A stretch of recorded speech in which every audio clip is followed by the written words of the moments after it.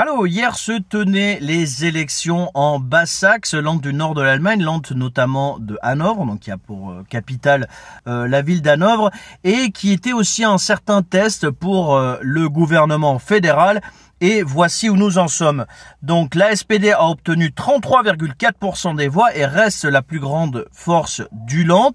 Alors ils ont quelque peu perdu en voix. Néanmoins, il faut retenir qu'ils ont réussi à garder tout de même une base stable de plus de 30 points, ce qui n'est pas le cas de la CDU, ce dont on parlera juste après.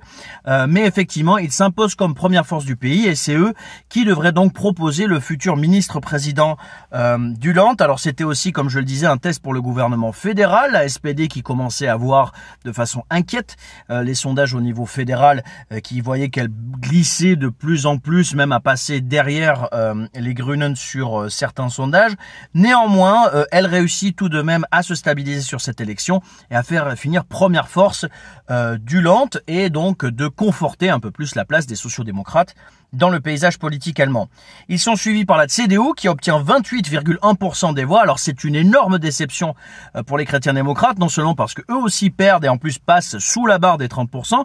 Ils étaient jusqu'à maintenant partenaires de coalition des sociodémocrates pour former une grande coalition dont on devrait voir la fin après cette élection. On reviendra là-dessus après.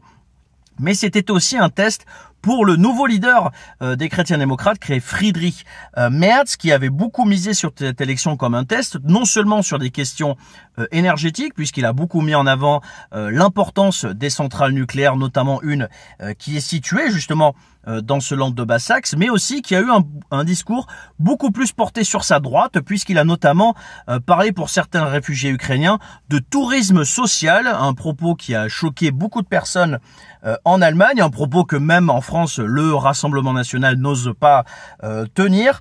Et il en a payé cher le prix, puisqu'on le verra ensuite, c'est l'AfD qui a profité de son discours très à droite. Et donc, de ce point de vue-là, ça a été une confirmation pour beaucoup que non seulement la CDU avec un discours plus à droite ne réussit pas vraiment et que sur la question énergétique, on le verra aussi pour les libéraux, les personnes se montrant extrêmement favorables à une prolongation des centrales nucléaires ont été fortement sanctionnées lors de cette élection. En parlant de questions énergétiques et environnementales, les Grünen obtiennent 14,5%. Alors c'est le meilleur résultat de leur histoire en Basse-Saxe. Alors victoire à demi-teinte, donc ils emportent près de 6 points de plus par rapport à l'élection précédente. Néanmoins, certains sondages les donnaient à 16 voire 17, donc il y a une légère déception tout de même chez les écologistes, même si on se réjouit de ce très bon résultat qui en plus est accompagné de 2 mandats directs. Et surtout, on se réjouit que là, on va probablement pouvoir former une coalition avec les sociodémocrates pour les années à venir en Basse-Saxe, puisque les deux obtiennent ensemble la majorité absolue, si par contre ils décidaient à former une coalition, ce qui est en discussion, puisque les deux partis ont indiqué dès aujourd'hui qu'ils ont commencé des discussions pour former une coalition.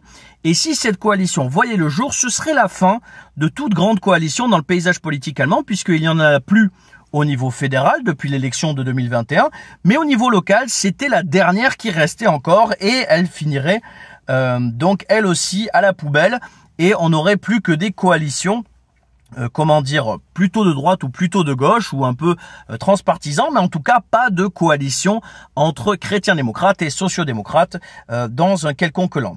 Le quatrième donc c'est l'AfD qui gagne près de 5 points par rapport aux élections précédentes. Alors là encore, eux par contre étaient donnés légèrement plus bas dans les sondages. Ils profitent donc non seulement d'un discours un peu plus à droite venant de la CDU, mais également on a vu un vrai effet italien dans les sondages en Allemagne, puisqu'au niveau fédéral, ils sont donnés entre 14 et 15 points, et ce depuis l'élection italienne, alors que leur sondage ne faisait que baisser et que, en début d'année, ils avaient même quitté certains parlements des Länder ou avaient fini à peine un peu au-dessus de la barre des 5%. Là, ils reprennent vraiment des forces avec ce 10,9 où il y a beaucoup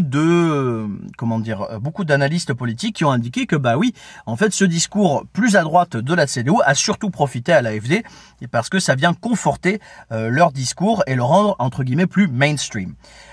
Ensuite, énorme claque pour les libéraux de la FDP qui finissent à 4,7 et qui vont donc devoir quitter le Parlement de Basse-Saxe, puisque la barre est à 5%. C'est une déception et surtout, comme encore une fois beaucoup d'analystes politiques ont indiqué que ce qui plaît le moins aux gens dans la coalition actuelle au niveau fédéral, donc entre sociodémocrates, écologistes et libéraux, c'est la partie libérale. Justement, les libéraux ont pris des positions un peu éloignées de leurs deux autres partenaires de coalition, notamment sur les questions énergétiques, où ils se sont dit pour une prolongation des centrales nucléaires, et également par contre sur d'autres sujets, notamment des questions sociales ou alors des questions du transport, puisque eux ont proposé comme projet pour succéder au ticket à 9 € qui était en vigueur sur les trains cet été, on devrait suivre un ticket à 69 €, ce que beaucoup trouvent trop cher et qui du coup serait difficilement accessible pour beaucoup d'Allemandes et beaucoup d'Allemands. C'est également une claque pour Die Linke qui non seulement ne passe pas la barre des 5%, mais en fait seulement 2,7%, donc le parti de gauche radicale qui souffre de plus en plus, non seulement en Allemagne de l'Ouest, mais on verra si ça se confirme également que il baisse en Allemagne de l'Est également. On verra ça dans de futures élections des Länder, mais ils sont même, c'est tellement dur pour eux qu'ils sont même talonnés de moins d'un point par le parti de la protection animale qui fait un score honorable de 1,8%. C'est donc très difficile pour eux. Donc voilà une idée un petit peu du paysage politique allemand. Autre nouvelle rapidement hier soir, il y avait aussi l'élection du maire de Cottbus en Allemagne de l'Est qui se terminait hier, qui était donc à son deuxième tour entre un sociodémocrate et un candidat de l'AfD. Et c'est le sociodémocrate qui l'emporte avec plus de 68% des voix, donc confortant le fait qu'aucune ville, aucune grande ville allemande ne passera entre les mains d'un candidat d'extrême droite. Voilà pour cette analyse rapide des élections d'hier soir. Bis bald.